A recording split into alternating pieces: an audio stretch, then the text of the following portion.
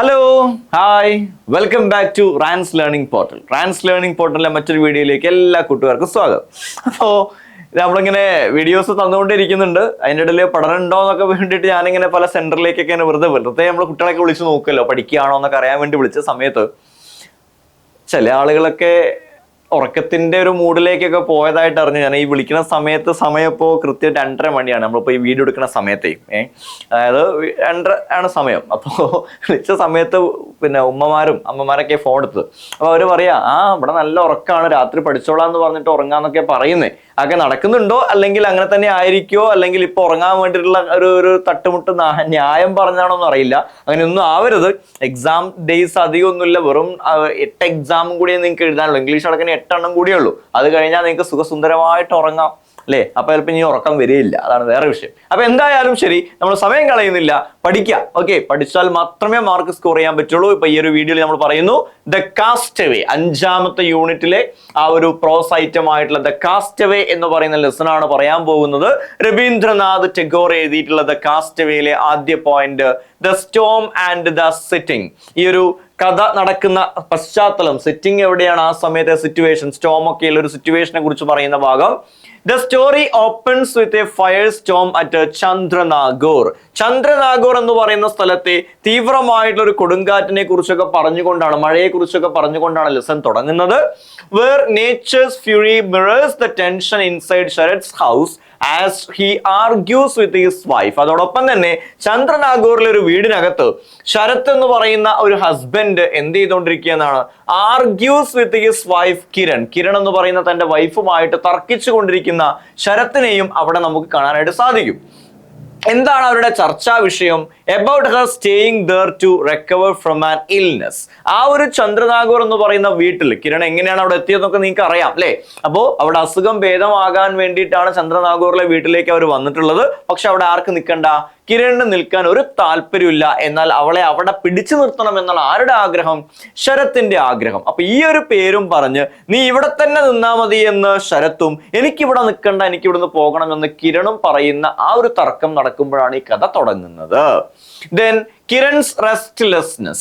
Though Kiran's health improves, കിരണിന്റെ ആരോഗ്യം improve ആവുന്നുണ്ടെങ്കിലും she grows bored and restless with the calm and inactivity at the riverside home, missing the lively company of her village. തന്റെ സ്വന്തം നാട്ടുകാരോടൊപ്പം ഉണ്ടായിരുന്ന ആ ഒരു active ആയിട്ടുള്ള പരിപാടികളൊന്നും ഇവിടെ ഇല്ല. ഇവിടെ രോഗം ഭേദമാകാൻ വേണ്ടി വന്നതായതുകൊണ്ട് തന്നെ അവർക്ക് കൃത്യമായിട്ടുള്ള treatment നടക്കുന്നതുകൊണ്ടും she was bored and she was restless with the calm and inactivity at the riverside house. ഒരു പണിയും ചെയ്യാതെ നിൽക്കുകയാണ്, വളരെ കാമായിട്ടൊരു സിറ്റുവേഷൻ ആണ് അവിടെ ഉള്ളത്.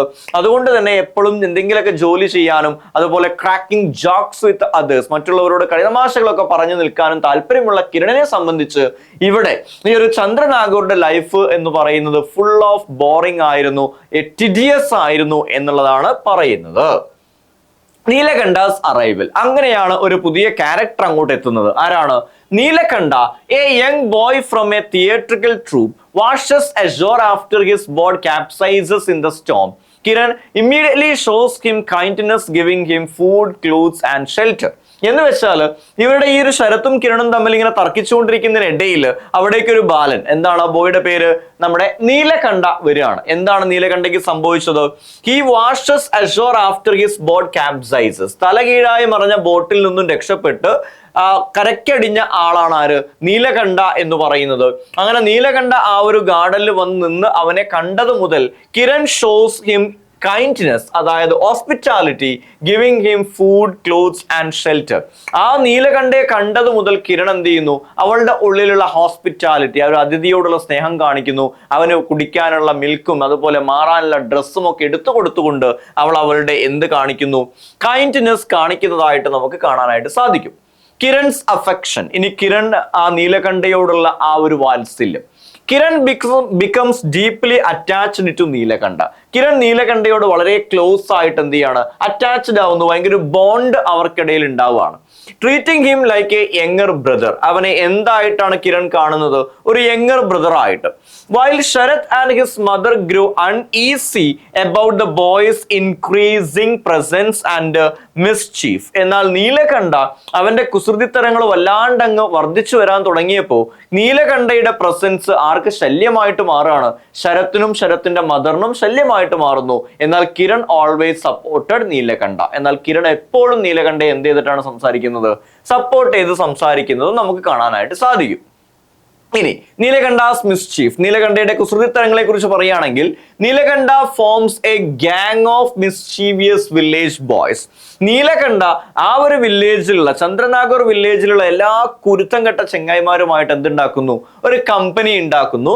That causing trouble in the neighbourhood. അത് എവിടെയാണ് പ്രശ്നങ്ങൾ ഉണ്ടാക്കുന്നത്? അയൽപ്പക്കങ്ങളിലാണ് പ്രശ്നങ്ങൾ ഉണ്ടാക്കുന്നത്. ഈ ചന്ദ്രനാഗോറിൽ ശരത്തും കിരണും നിൽക്കുന്ന വീടിന് ചുറ്റുമുള്ള വീടുകളിലാണ് ഇവർ പ്രശ്നം ഉണ്ടാക്കുന്നത്. അവിടെയുള്ള ഫ്രൂട്ട്സ് ഒന്നും റൈപ്പൻ പഴുക്കാനൊന്നും ഇവർ അനുവദിക്കൂല. അങ്ങനത്തെ പ്രശ്നങ്ങൾ ഇവർ ഉണ്ടാക്കുന്നത് ആർക്ക് പ്രശ്നമായിട്ട് മാറുന്നു? ശരത്തിനും ശരത്തിന്റെ മദറിനും ഒക്കെ പ്രശ്നമായിട്ട് മാറുന്നു.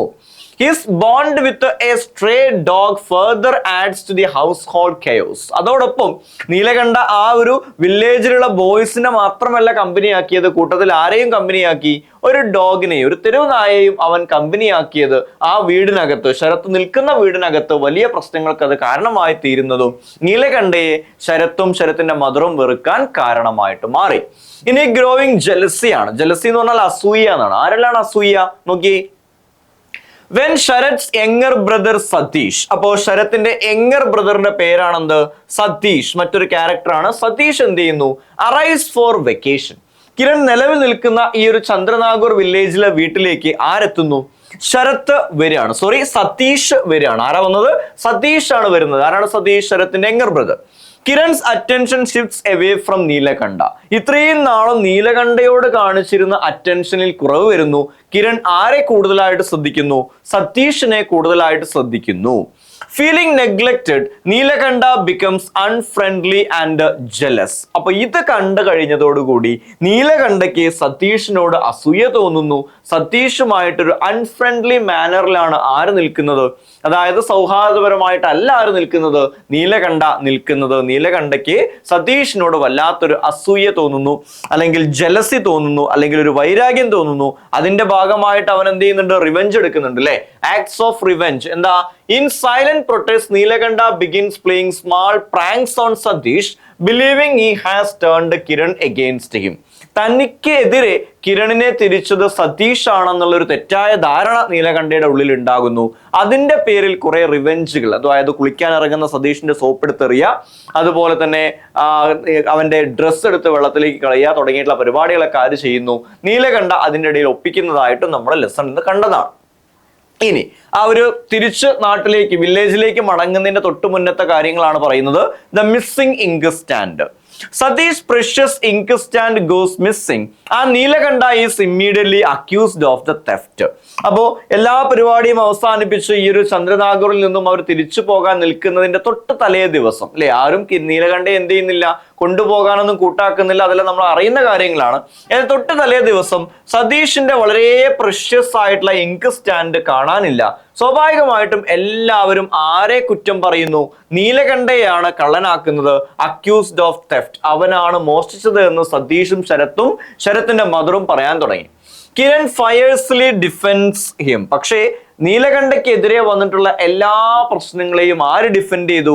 കിരൺ ഡിഫെൻഡ് ചെയ്യുന്നു. Refusing to allow a search of his belongings. അങ്ങനെ അവന്റെ, അതായത് നീലകണ്ഠയുടെ ബോക്സ് പരിശോധിക്കാൻ ആരെയും അവൾ എന്ത് ചെയ്തില്ല? അനുവദിച്ചില്ല. നീലകണ്ഠയെ പ്രൊട്ടക്ട് ചെയ്യാനാണ് ആര് ശ്രമിക്കുന്നത്? കിരൺ ശ്രമിച്ചത്. നീലകണ്ഠാസ് ഡിസപ്പിയറൻസ്. ഏതായാലും feeling misunderstood and unable to prove his innocence, Neelakanta vanishes leaving a sense of mystery. എന്ന് വെച്ചാൽ നമ്മുടെ നീലകണ്ഠയെ എല്ലാവരും കുറ്റം പറയുന്നു. ആ നീലകണ്ഠയെയും കൊണ്ട് കിരൺ മറ്റൊരു റൂമിലേക്ക് പോകുന്നു. നീ അത് എടുത്തിട്ടുണ്ടോ എന്ന് ചോദിക്കുന്നു. ആ സമയത്ത് എടുത്തിട്ടില്ല എന്ന് പറഞ്ഞുകൊണ്ട് നീലകണ്ഠ അവിടെ നിന്ന് മാറി നിൽക്കുകയാണ്. ആ മാറി നിൽക്കുന്ന സമയത്ത് കിരൺ എന്ത് തീരുമാനിക്കുന്നുണ്ട്? അവനൊരു സർപ്രൈസ് ഗിഫ്റ്റ് ഒക്കെ കൊടുക്കാനായിട്ട് തീരുമാനിക്കുന്നുണ്ട്. ഒരു പെയർ ഓഫ് ഷൂസും അതുപോലെ സെറ്റ് ഓഫ് ക്ലോത്ത്സും കുറച്ച് ബാങ്ക് നോട്ട്സ് അല്ലെങ്കിൽ ക്യാഷ് ഒക്കെ കൊടുക്കാൻ ആര് തീരുമാനിക്കുന്നു?